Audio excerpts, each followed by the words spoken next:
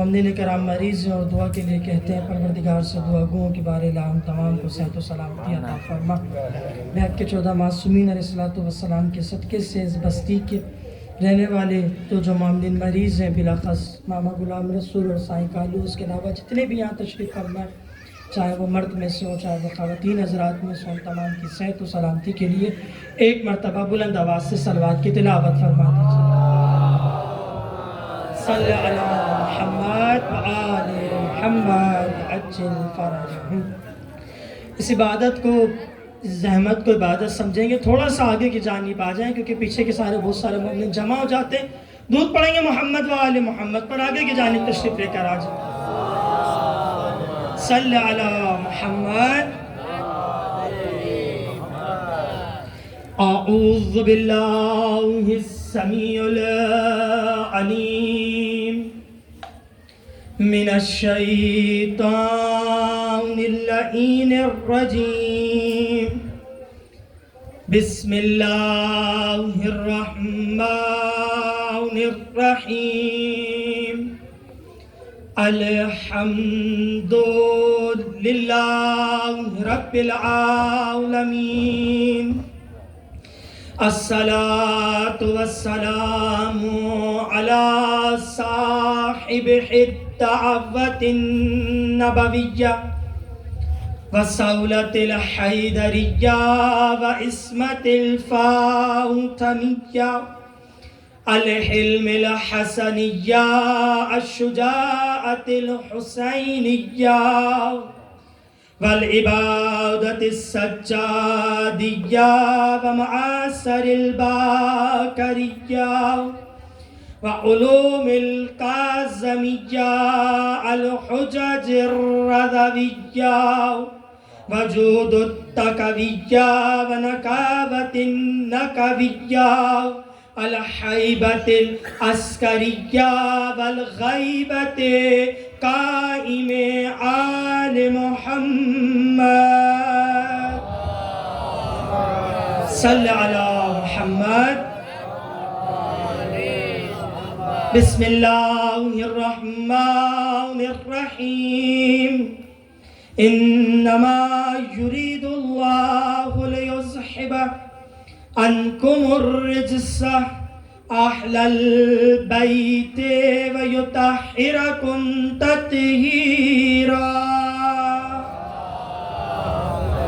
صلی علی محمد۔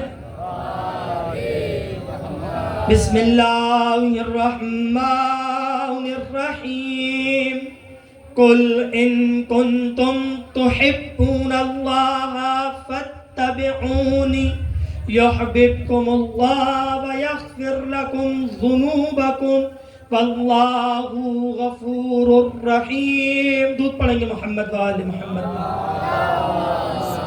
صلی علی محمد، محمد عجل فرجہم۔ تمام تعریفیں و تمام تر حمد و ثنا پاک پروردگار عالم کی ذات کے لیے، درود پاک سرکار دو عالم محمد مصطفیٰ صلی اللہ علیہ وآلہ وسلم کی عظمت کے لیے۔ مومنین کرام، عشرہ محرم الحرام کی چوتھی مجلس اعزاز سے بندہ حقیق پڑھنے کا شرف حاصل کر رہا ہے، اور جس عنوان پر ہماری مسلسل گفتگو جاری و ساری وہ اتباع رسول ہے، اور مجھ سے پہلے بھی اس مسجد کے پیش نماز اسی آیات کے اوپر گفتگو بیان فرما رہے ہیں، تو لہٰذا اس طرح سے کہہ دوں ہر پھول کی اپنی اپنی خوشبو ہوتی ہے، تو لہٰذا اسی آیات کو اس سال عنوان گفتگو قرار دیا۔ کل کی گفتگو اگر آپ کے ذہن میں ہوگی تو آپ کو آج کی گفتگو سمجھ میں آئے گی۔ کل میں نے 3 جملے آپ کے سامنے قرآن سے بیان کیے تھے کہ اللہ رب العزت کی ذات قرآن کے اندر ارشاد فرما رہی ہے کہ یہ وہ کتاب ہے کہ جو انسانیت کے لیے ہدایت ہے۔ ایک جملہ یہ آپ کے سامنے بیان کیا تھا، دوسرا جملہ یہ بیان کیا تھا کہ قرآن وہ کتاب ہے کہ جو مومنین کے لیے ہدایت ہے، تیسرا جملہ یہ بیان کیا تھا اس فقیر نے کہ یہ وہ کتاب ہے جو ہدی للمتقین، متقین کے لیے ہدایت ہے۔ 3 باتیں کل آپ کے سامنے کی تھی، اور 3 باتوں کا جواب کل میں آپ کو دے چکا تھا۔ نہیں چاہتا آپ کو مزید اور کسی مشکل میں پھنسانا، مگر مشکل میں پھنساؤں گا تو مولا آ کے مشکل خشائی کریں گے نا۔ وہ ہستی مشکل کشائی کرے گی، جب مشکل میں پھنساؤں گا تو وہ آ کے مشکل کو حل کریں گے۔ تو لہٰذا آپ سنیے آج کی تقریر۔ کل آپ کے سامنے بندے آخر نے 3 جملے کہے، یہ کتاب وہ کتاب ہے جو انسانیت کے لیے ہدایت ہے، اور اس کا جواب میں نے یہ دیا تھا کہ اگر کوئی کافر مسلمان ہونا چاہے تو وہ آئے، خدا بند متعال کی ذات نے اجازت دی، آ کے قرآن کی تلاوت کر۔ اب جب وہ کافر ہو کر مسلمان بن جائے گا تو اس کو عقیدہ چاہیے ہوگا، عقیدے کے لیے اسے مومن بننا شرط ہے۔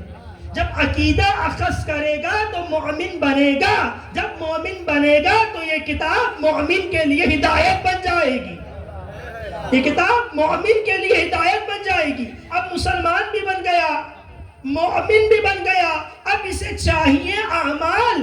جب اسے اعمال چاہیے ہوں گے تو متقیوں والی صفت کو اپنائے گا، جب متقی بنے گا تو یہ کتاب متقیوں کے لیے ہدایت بن جائے گی۔ تو کل ہماری گفتگو ان 3 جملوں سے چلی تھی، ان 3 جملوں سے چلی تھی، اور میں ان 3 جملوں کا جواب آپ کو دے چکا تھا، اور یہ چیلنج کر کے گیا تھا کہ یہ وہ سوال ہے جس سوال کا جواب فقط شیعہ مکتب کے علاوہ کسی میں جرت نہیں کہ دے سکے، کسی میں جرت نہیں دے سکے۔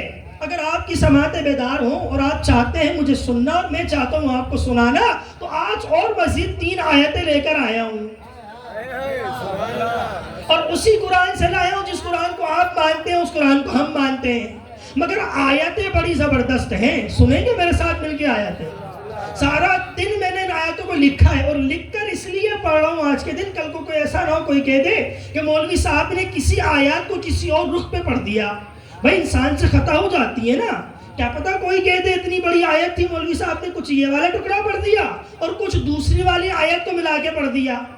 لوگ کہہ سکتے ہیں نا کہ یہ والی آیت تو تھی نہیں، انہوں نے اس مقام پر اس والی آیت کو یہاں پہ پڑھ دیا، لوگ کہہ سکتے ہیں۔ تو لہٰذا میں ان کو مکمل حوالہ دے کے کہوں گا دیکھیے حضور ایسی بات نہیں ہے، آپ جا کر قرآن کھولیے، قرآن کے اندر 114 صورتیں، 114 صورتوں کے اندر سے سورہ نمبر ہے 60، سورہ نمبر ہے 3، نام ہے سورہ آل عمران، اس کی آیت نمبر ہے 7، بڑی لمبی آیت مختصر پڑھوں گا۔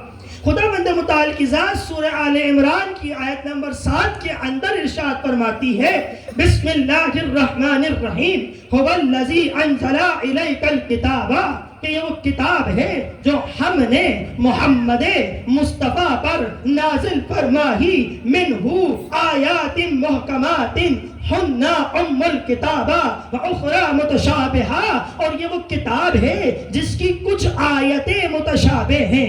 سمجھاؤں گا متشابہ کسے کہتے ہیں ابھی، جس کی کچھ آیتیں متشابہ ہیں اور کچھ آیتیں محکم ہیں۔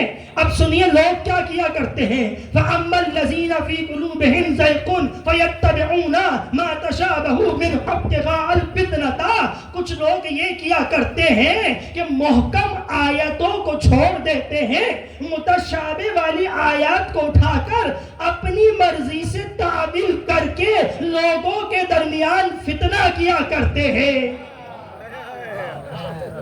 حضور میں نہیں پڑھ رہا، قرآن بتا رہا ہے، اپنی مرضی سے متشابہ والی آیات کو اٹھا کر اسے بیان کرتے ہیں، جبکہ کل کی گفتگو ذہن میں ہو تو بتا دوں بیان کون کرے گا قرآن کو؟ کس کے ذہن میں کل کی گفتگو؟ یا تو اللہ کی ذات کرے گی ورنہ محمد مصطفیٰ کریں گے۔ پھر آپ کے سامنے مکمل آیتیں پڑھ چکا ہوں، اس لیے تیزی سے آگے کی جانب پڑھ رہا ہوں۔ تو لہٰذا یہ لوگ کیا کیا کرتے ہیں، قرآن کی آیتوں کو اٹھاتے ہیں، اپنی مرضی سے تعویل کرتے ہیں اور لوگوں کے درمیان فتنہ برپا کر دیتے ہیں۔ بھئی قرآن کہہ رہے ہیں لوگوں کے درمیان فتنہ برپا کر دیتے ہیں۔ اب آگے اللہ کی ذات کیا کہہ رہی ہے، وَابْتِغَاءَ تَأْوِيلَهُ وَمَا يَعْلَمُونَ تَأْوِيلَهُ إِلَّا اللَّهُ، اور صحیح معنوں میں ان آیتوں کی تعبیر فقط اللہ جانتا ہے، فقط اللہ جانتا ہے۔ وَالرَّاسِخُونَ فِي الْعِلْمِ، اور وہ جانتے ہیں جو علم میں ہے۔